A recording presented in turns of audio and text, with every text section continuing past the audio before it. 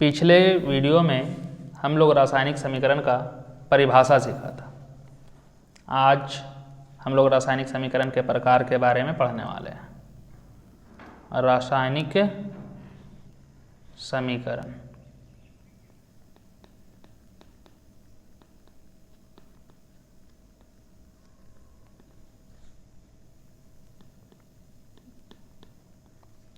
इसी को हम लोग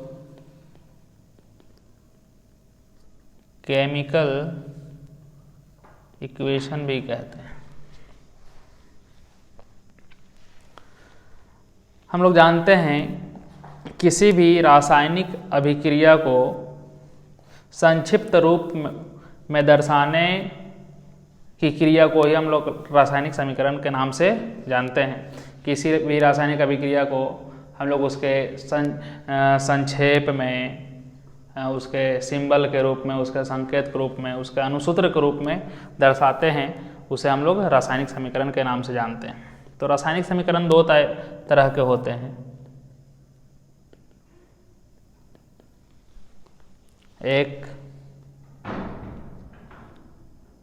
संतुलित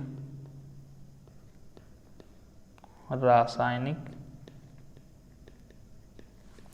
समीकरण,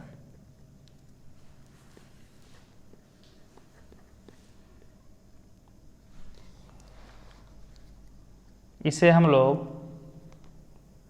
बैलेंस्ड केमिकल इक्वेशन कहते हैं।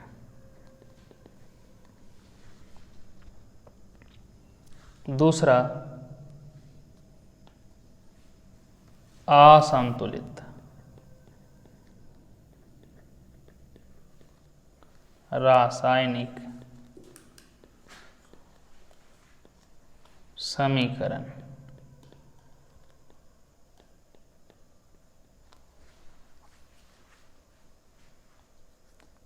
Unbalanced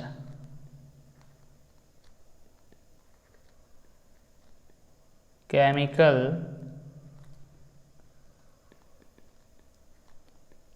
equation.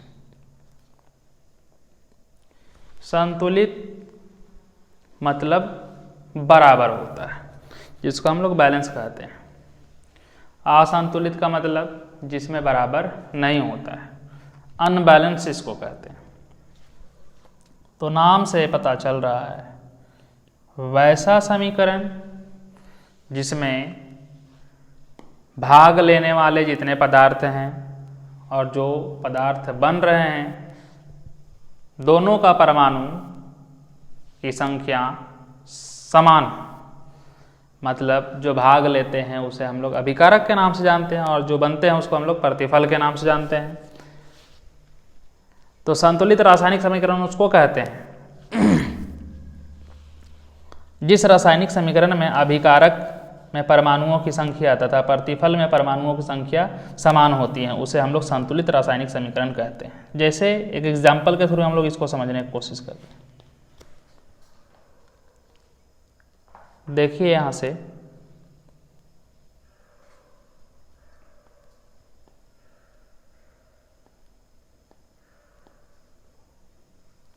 Example,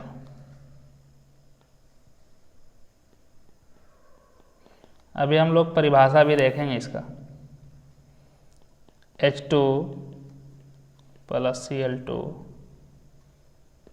HCl। जो पदार्थ भाग लेते हैं उसे अभिकारक कहते हैं, जो पदार्थ बनते हैं उसे प्रतिफल कहते हैं। तो अभिकारक में हाइड्रोजन के 2 परमाणु, क्लोरीन के भी 2 परमाणु, जबकि प्रतिफल में हाइड्रोजन के 1 परमाणु और क्लोरीन के भी 1 परमाणु। यहाँ आप आसानी से देख सकते हैं कि हाइड्रोजन अभिकारक में 2 हैं और क्लोरीन भी 2 हैं, लेकिन प्रतिफल में हाइड्रोजन 1 तथा क्लोरीन 1। यह अभी संतुलित नहीं है। तो इसको संतुलित करने के लिए हम लोग HCl के आगे 2 से मल्टीप्लाई कर देते हैं। अब ये संतुलित हो जाता है। उदाहरण नंबर 1, ये संतुलित है। संतुलित का मतलब बराबर। अभिकारक में परमाणुओं की संख्या और प्रतिफल में परमाणुओं की संख्या समान होती। चलिए इसका हम लोग डेफिनेशन सीखते हैं कि संतुलित रासायनिक समीकरण किसे कहते हैं। तो इसका हम लोग परिभाषा लिखते हैं। वैसा समीकरण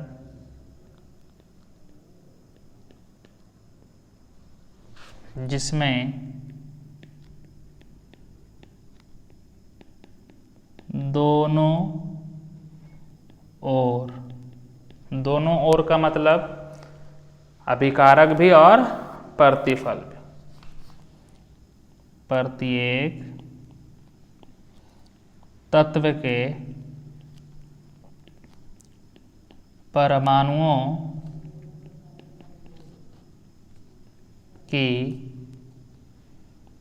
संख्या समान होती हैं, उसे संतुलित रासायनिक समीकरण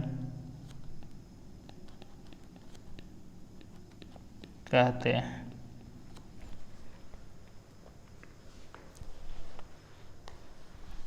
इसका उदाहरण नंबर 1 देख चुके हैं। एक और उदाहरण ले सकते हैं।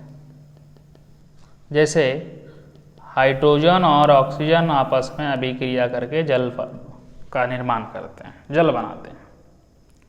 अभिकारक में हाइड्रोजन के 2 परमाणु, अभिकारक में ऑक्सीजन के 2 परमाणु, जबकि प्रतिफल में हाइड्रोजन के 2 परमाणु जबकि ऑक्सीजन के 1 ही परमाणु है। तो हम यहाँ से आसानी से देख सकते हैं कि प्रतिफल में 1 ऑक्सीजन है जबकि अभिकारक में 2 ऑक्सीजन है। तो सबसे पहले हम ऑक्सीजन को बैलेंस करने के लिए यहाँ पे H2O का आगे 2 से मल्टीप्लाई करते हैं। जब यहाँ पे आप 2 से मल्टीप्लाई करेंगे तो यहाँ 2 2 4 हाइड्रोजन होता है प्रोडक्ट में, प्रतिफल में, जबकि अभिकारक में 2 ही हाइड्रोजन है। तो हाइड्रोजन को बैलेंस करने के लिए यहाँ भी आपको 2 से मल्टीप्लाई करना पड़ेगा। अब यहाँ से आप देख सकते हैं अभिकारक में 4 हाइड्रोजन परमाणु, प्रतिफल में भी 4, अभिकारक में 2 ऑक्सीजन, प्रतिफल में भी 2 ऑक्सीजन। इस तरह से रासायनिक समीकरण संतुलित हो गया है और ये दोनों ही समीकरण संतुलित रासायनिक समीकरण। कैसा है? संतुलित, संतुलित रासायनिक समीकरण। ये दोनों संतुलित रासायनिक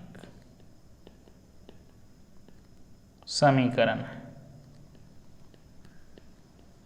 जी।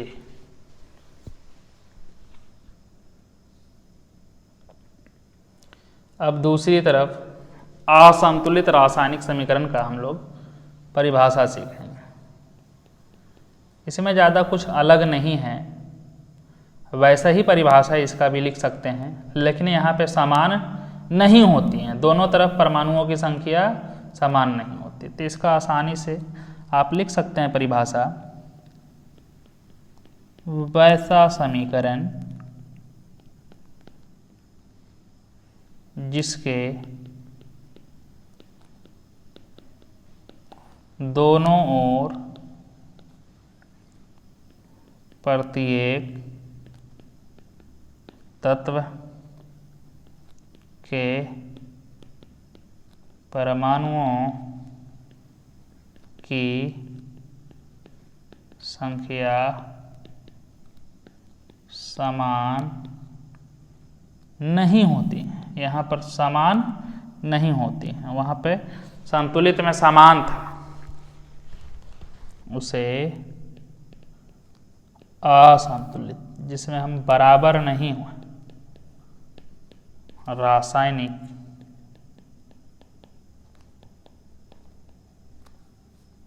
समीकरण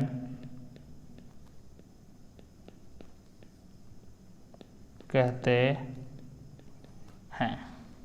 इसका भी एग्जाम्पल देख सकते हैं आप।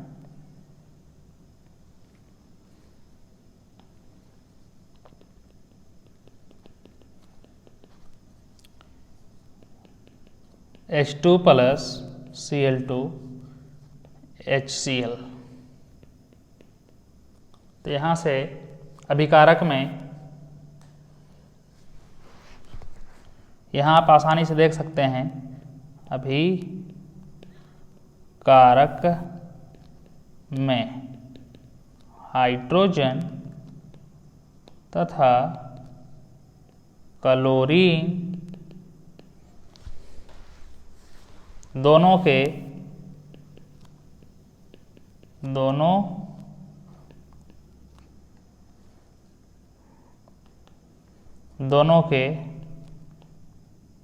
दो परमाणु हैं, जबकि प्रतिफल में हाइड्रोजन तथा क्लोरीन दोनों के एक ही परमाणु है। एक बोले तो हाइड्रोजन भी एक है और क्लोरीन भी एक है, दोनों के एक ही परमाणु हैं। अर्थात यह समीकरण कैसा है? असंतुलित है, दोनों तरफ बराबर नहीं है।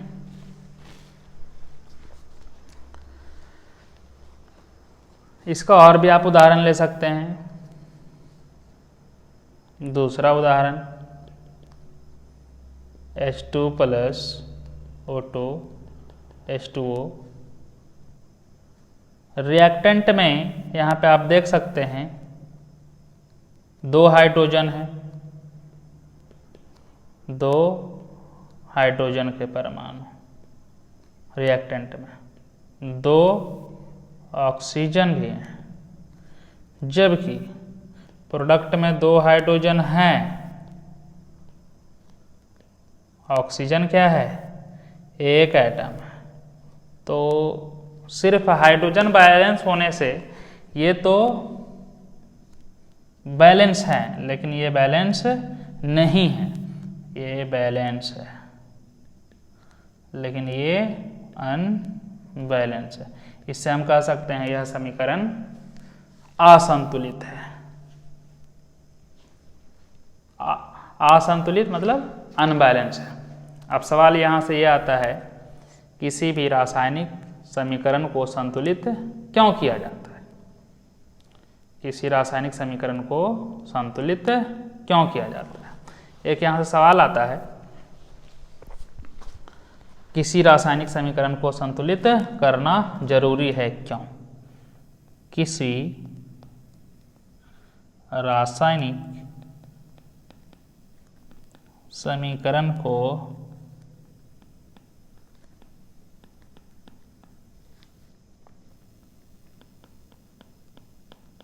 संतुलित करना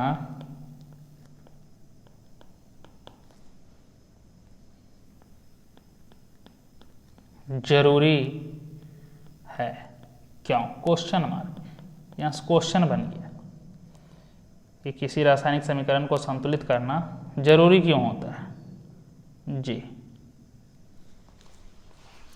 तो इसका हम लोग आंसर देखेंगे। इससे पहले हम लोग इसके बारे में समझते हैं। हम लोग प्रीवियस क्लास 9 क्लास में द्रव्यमान के संरक्षण के नियम के बारे में पढ़ते हैं। द्रव्यमान संरक्षण के नियम के अनुसार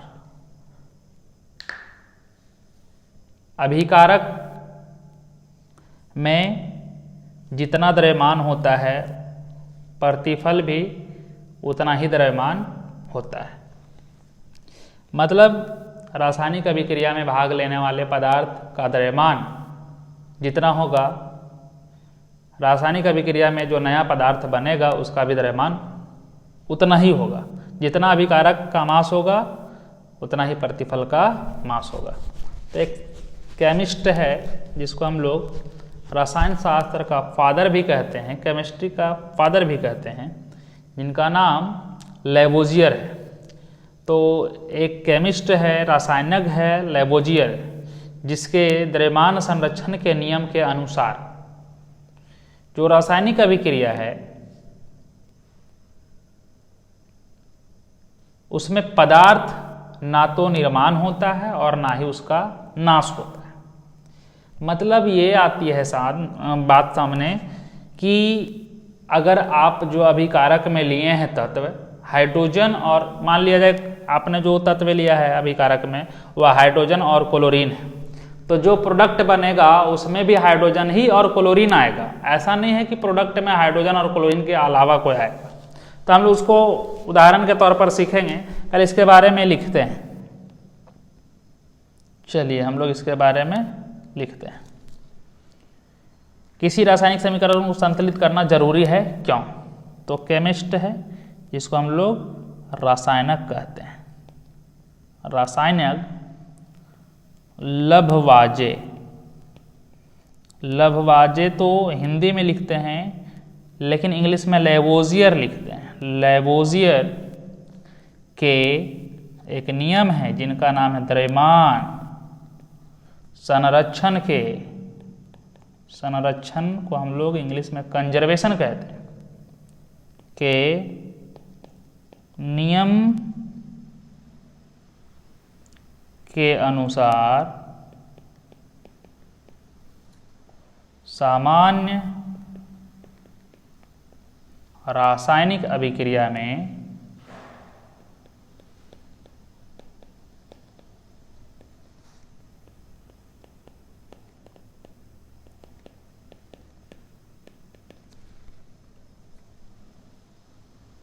पदार्थ का ना तो निर्माण होता है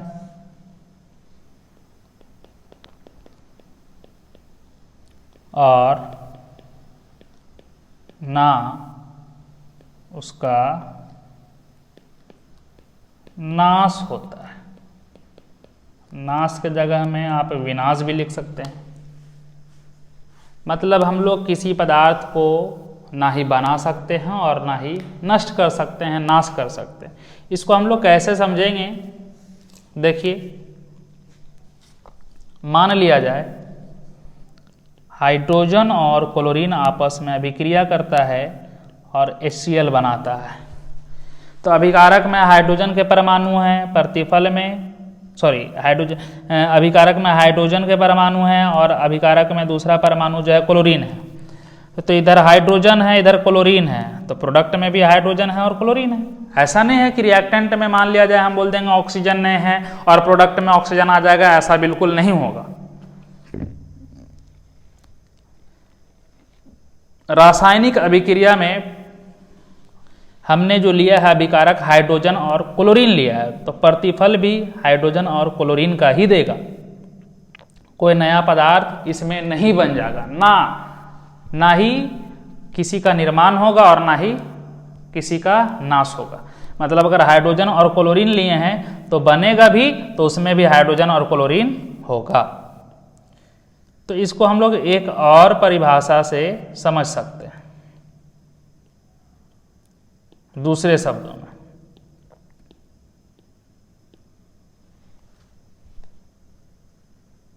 दूसरे शब्दों में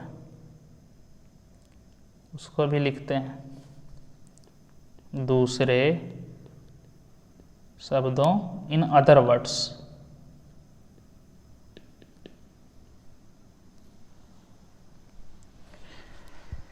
अभी जो हमने लिखा है पदार्थ को ना ही हम लोग निर्माण कर सकते हैं और ना ही उसका नाश। ना ही क्रिएट कर सकते हैं और ना ही डिस्ट्रॉय कर सकते हैं। हाँ, पदार्थ को हम लोग एक रूप से दूसरे रूप में बदल सकते हैं, उसका परिवर्तन पॉसिबल है, लेकिन उसको हम लोग खत्म नहीं कर सकते हैं। कोई पदार्थ हम बना नहीं सकते हैं। तो दूसरे शब्दों में हम लोग इसको कैसे लिख सकते हैं? अभिकारक, अभिकारक के ब्रैकेट में लीजिएगा पदार्थ में भाग लेने वाले परमाणु आपस में क्रिया करके अन्य प्रतिफल में भी कौन आएगा? पदार्थ बना सकते हैं।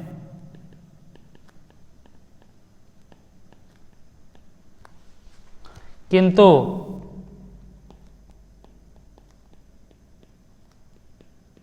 परमाणु विलुप्त बोले तो गायब, विलुप्त नहीं होते तथा किसी नए परमाणु का निर्माण भी नहीं होता है। अर्थात किसी रासायनिक अभिक्रिया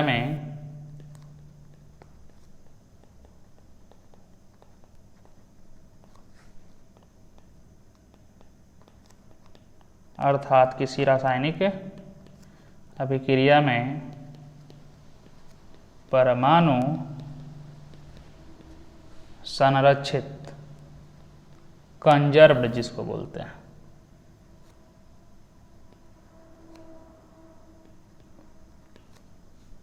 रहते हैं। इसको हम लोग समझने की कोशिश करेंगे।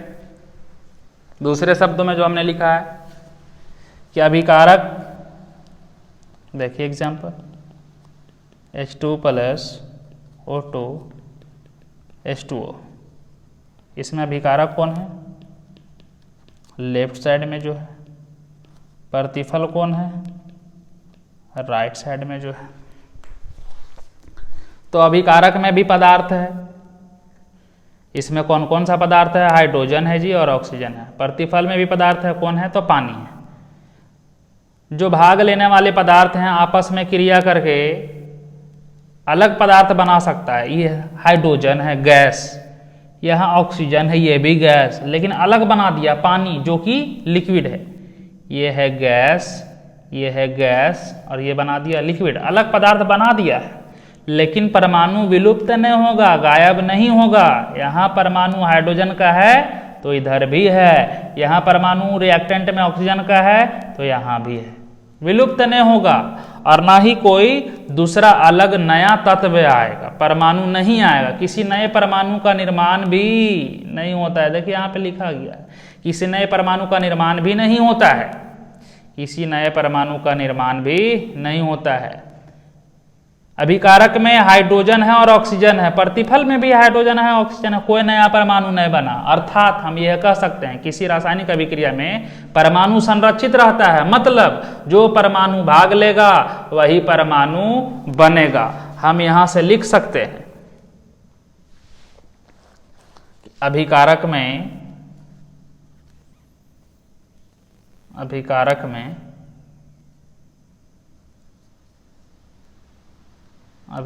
में हाइड्रोजन तथा ऑक्सीजन है, प्रतिफल में भी हाइड्रोजन तथा ऑक्सीजन है, मतलब संरक्षित है, चेंज नहीं हुआ, बदला नहीं। नेक्स्ट वीडियो में हम लोग समीकरण को संतुलित करने के लिए सीखेंगे। जो भी हमने अभी लिखाया है उसको आप लोग एक फेयर कॉपी में नोट कर लें।